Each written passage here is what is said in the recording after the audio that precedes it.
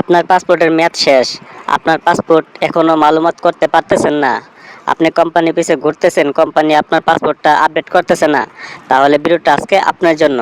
আপনি কোম্পানির কাছে না গিয়ে আপনি চাইলে আপনার হাতে থাকা মোবাইল ফোনটি দিয়ে আপনার নিজের পাসপোর্ট নিজেই কিন্তু আপডেট করতে পারবেন অ্যাপসরের মাধ্যমে, ঠিক আছে?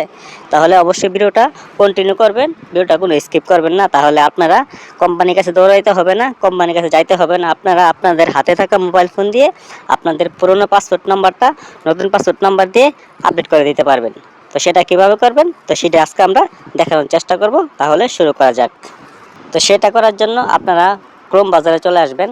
অ্যাপসে না, ক্রোম বাজারে এসে আপনারা অ্যাপসর অ্যাপ সার্চ করে নেবেন। সার্চ করে আপনাদের অ্যাপসর অ্যাকাউন্টটা লগ ইন করে নেবেন ক্রোম বাজারে, ঠিক আছে? অ্যাপের মাধ্যমে করলে হবে না, আপনাদের ক্রোম বাজারে এটা লগ ইন করতে হবে। তো আমি এখানে ক্রোম বাজারে আমার অ্যাপসর অ্যাকাউন্টটা আমি লগ ইন করে নেব।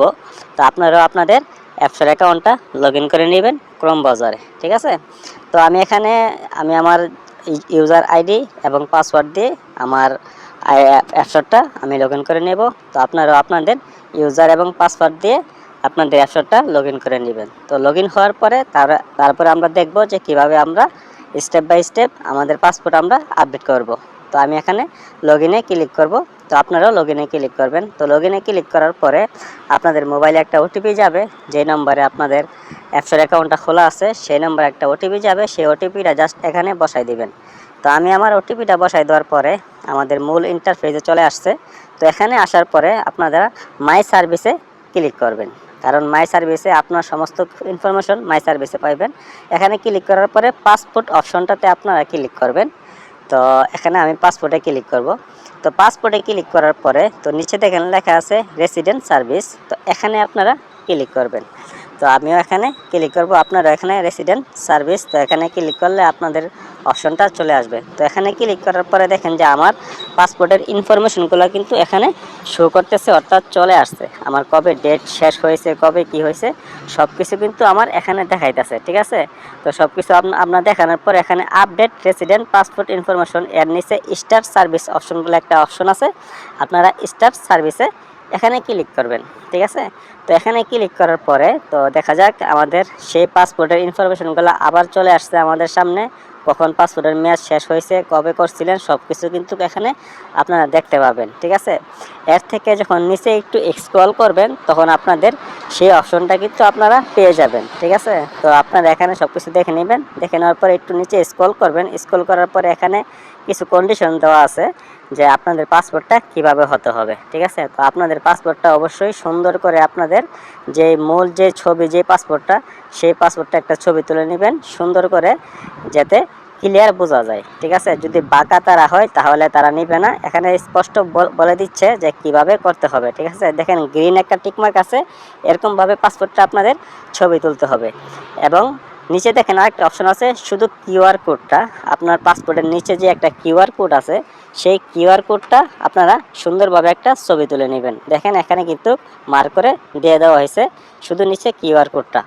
তা কিউআর কোডটা সব কিছু যখন আপনারা ছবি তুলে যখন আপনারা রেডি করে নেবেন, তারপরে আপনারা এখানে একটা অপশন আছে click to update two file, এই অপশনে আপনারা সিম্পলি চলে যাবেন, ঠিক আছে? তো আমার এখানে সব কিছু ঠিক আছে, আমি ছবি তুলে ফেলেছি। তো আমি এখানে ক্লিক টু আপডেট ফাইল এখানে ক্লিক করবেন। তো এখানে ক্লিক করার পরে আপনাদের প্রথম যে পাসপোর্টের যে মূল যে হোম পেজটা, সেই হোম পেজটা এখানে আপনারা আপলোড করতে হবে, ঠিক আছে? তো আমি এখানে আমার হোম পেজটা আমি আপলোড করে দিচ্ছি। তো আমার হোম পেজটা এইটা, তো আমি এখানে এটা আপলোড করে দেব। তো আপনারা আপনাদের হোম পেজটা আপলোড করে দেবেন, ঠিক আছে? তো এখানে দেখেন অ্যাড একটা অপশন আছে, অ্যাড অপশনে ক্লিক করলে এটা আপডেট হয়ে যাবে। তো আমি অ্যাড অপশনে ক্লিক করলাম। তো ক্লিক করার পরে দেখি যে আপডেট হয় কিনা বা ছবিটা ঠিক আছে কিনা, তাহলে তারা বলে দিবে হ্যাঁ ছবিটা কিন্তু আপডেট হয়ে গেছে। তো আপডেট হয়ে যাওয়ার পরে তারা অটোমেটিকলি আপনার ছবির নাম থেকে কিছু সংখ্যা ওরা অটোমেটিকলি নিয়ে নিবে, ঠিক আছে? তো নিয়ে নেওয়ার পরে যখন সব কিছু যখন আপনার ঠিকঠাক থাকবে তখন আপনারা নেক্সটে ক্লিক করবেন। হ্যাঁ, যদি হয়ে থাকে তাহলে আপনারা এডিট করে নেবেন, সব কিছু ঠিক থাকলে আপনারা নেক্সটে ক্লিক করে দিবেন। তো আমি এখানে নেক্সটে ক্লিক করে দেবো। তো নেক্সটে ক্লিক করে দেওয়ার পরে আপনাদের নতুন যে পাসপোর্টের ইস্যু ডেটটা আপনারা এখানে বসাই দিবেন, মানে কবে আপনাদের পাসপোর্টটা ইস্যু করেছেন সেই ইস্যুটা ডেটটা আপনারা এখানে বসাই দিবেন উপরের ঘরে, ঠিক আছে। তো এখানে দেখেন যে একটা ক্যালেন্ডারের অপশন আছে, এখানে চাপ দিলে আপনাদের ডেটটা শো হবে। তো ডেটটা শো হলে আপনাদের পাসপোর্ট ইস্যু ডেটটা আপনারা এখানে বসাই দিবেন। আর নিচে আপনাদের কান্ট্রি অবশ্যই বাংলাদেশ সিলেক্ট করবেন। কান্ট্রি বাংলাদেশ সিলেক্ট করার পরে নিচে আরেকটা অপশন আছে সিটি, পাসপোর্ট ইস্যুর সিটি, সেখানে আপনারা আপনাদের জেলার নাম অথবা ঢাকা দিয়ে দিলেই সবচেয়ে বেশি ভালো হয়, আপনারা ঢাকায় দিয়ে দিবেন, ঠিক আছে। তো আমি এখানে ইস্যুর ডেটটা আমি সিলেক্ট করে দিচ্ছি আমার ইস্যুর ডেটটা। তো আপনারা আপনাদের ইস্যুর ডেটটা এখানে বসাই দিবেন। তো বসাই দেওয়ার পরে নেক্সটে ক্লিক করবেন। তো নেক্সটে ক্লিক করার পরে নিচে দেখেন লেখা আছে passport, new passport issue country, আপনারা অবশ্যই এখানে বাংলাদেশ দিয়ে দিবেন। আপনারা যেখান থেকে করেন না কেন বাংলাদেশ দিয়ে দিবেন। যদি সৌদি থেকে যে কোনো জায়গা থেকে করেন সমস্যা নেই, এখানে বাংলাদেশ দিয়ে দিবেন আপনারা। তো বাংলাদেশ দিয়ে দেওয়ার পরে নিচে আপনাদের সিটি, হ্যাঁ কোন সিটি থেকে আপনারা করছেন সেখানেও আপনারা ঢাকা অথবা আপনার জেলার নাম আপনারা এখানে দিয়ে দিতে পারেন। তো সবচেয়ে ভালো ঢাকাটা দিয়ে দিবেন। তো ঢাকা দিয়ে দেওয়ার পরে এখানে নেক্সট একটা অপশন আছে, আপনারা নেক্সটে ক্লিক করবেন। তো নেক্সটে ক্লিক করার পরে আমাদের পরবর্তীতে আমাদের দেখতে পাবো যে এখানে আমাদের যে ফর্মটা ফিল আপ করেছি সব কিছু ডেট এবং সব কিছু কিন্তু আমাদের এখানে শো করতেছে, ঠিক আছে, নতুন পাসপোর্টের।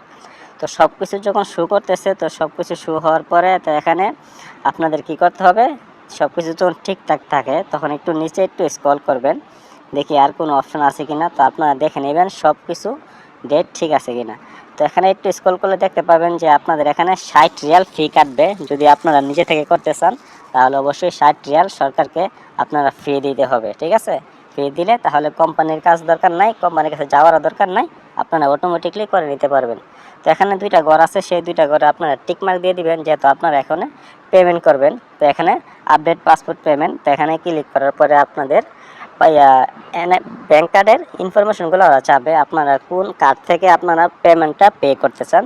তো সেই কার্ড নম্বরটা এবং কার্ডের সাল ডেট নম্বরটা এবং আপনাদের কার্ডের পিছনে যেই সিবিপি নম্বর আছে সেই সিবিপি নম্বরটা এবং আপনার হোল্ডার নাম মানে আপনার কার্ডের নামটা সব কিছু এখানে আপনারা ফিল আপ করে দিয়ে দিবেন, ঠিক আছে। তো এই আশা করি আপনারা ফিল আপ করতে পারবেন। তো আমি আপনাদেরকে হাইড করে রাখছি যাতে আপনারা, আমি চাই না ইনফরমেশনগুলো সবে দেখো। তো সব কিছু ফিল আপ করার পরে পে নাওতে আপনারা ক্লিক করবেন, ঠিক আছে।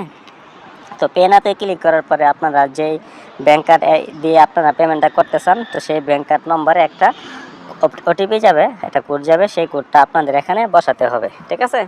তো আমার কোডটা এখানে আসছে, তো আমি এখানে আমার কোডটা বসাই দেব। তো আপনারা আপনাদের কোডটা এখানে বসাই দিবেন। তো বসাই দেওয়ার পরে সাবমিটে ক্লিক করে দিবেন, ঠিক আছে।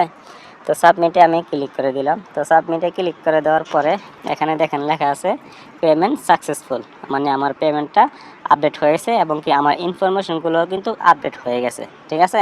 তো এখন কিন্তু আপনি কিছুক্ষণ সময় পরে কিন্তু দেখবেন যে আপনাদের পাসওয়ার্ড নম্বরটা কিন্তু অটোমেটিকলি কিন্তু অ্যাপসারে আপডেট হয়ে গেছে, ঠিক আছে। তো কোম্পানির কাছে যাইতে হবে না, কারো কাছে যাইতে হবে না, আপনারা চাইলে আপনাদের হাতে থাকা মোবাইল ফোন দিয়ে কিন্তু এইভাবে কিন্তু আপনারা আপনাদের পাসওয়ার্ডটা মালুমাত করে নিতে পারবেন। তো আমি আবার যদি একটু ঢুকি অ্যাপসারে তাহলে দেখতে পারবো আমাদের পাসওয়ার্ডটা আপডেট হয়েছে কিনা।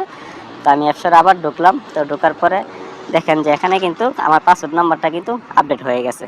তো তারপর যে আমি দেখি যে মাই পাসপোর্ট যদি আমি ক্লিক করি, তো মাই পাসপোর্টে ক্লিক করার পরে দেখি আমাদের পাসপোর্ট নাম্বারটা আসলে আপডেট হয়েছে কিনা। হ্যাঁ, আমাদের পাসপোর্ট নাম্বারটা কিন্তু আপডেট হয়ে গেছে, পুরোনো নাম্বারটা ডিলিট হয়ে গেছে, নতুন পাসপোর্ট নাম্বারটা কিন্তু এখানে আপডেট হয়ে গেছে। তো এইভাবে কিন্তু আপনারা চাইলে আপনাদের হাতে থাকা মোবাইল ফোনটি দিয়ে কিন্তু আপনারা নিজেই কিন্তু পাসপোর্টটা কিন্তু মালুমাত করে নিতে পারেন অথবা আপডেট করে নিতে পারেন, কোম্পানির কাছে যাওয়ার কোনো প্রয়োজনই নেই, ঠিক আছে। তো সবাই ভালো থাকবেন, সুস্থ থাকবেন, আল্লাহ হাফেজ।